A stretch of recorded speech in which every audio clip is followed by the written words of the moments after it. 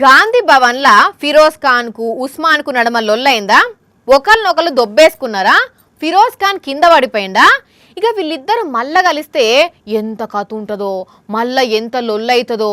ఏదో మీదికి చూడా అన్నదమ్ములమని అంత అయిపోయాక అన్నారు కానీ కోపం లేకుండానే ఉంటారా అని అందరూ అనుకున్నారు. కానీ ఇప్పుడు చూస్తే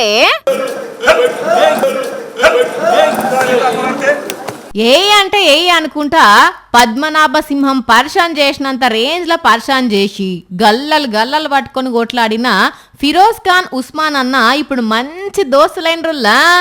అవును, మంచిగా నవ్వుకుంటూ మాట్లాడుకున్నారు, ఆనందంగా అలై కూడా తీసుకున్నారు.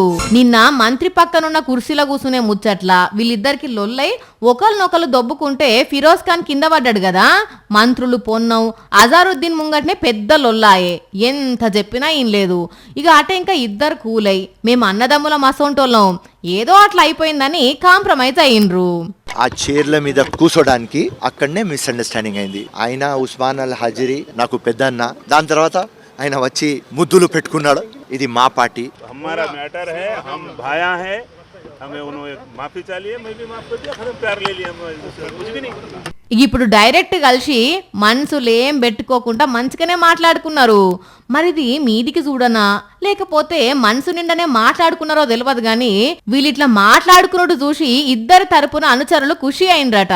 సరే గాని ఇద్దరు అన్నలు కోపాలు మనుషులకు సహజమే గాని ఇంకోసారైతే గిట్లా కొట్లాడకుండ్రే, సరేనా?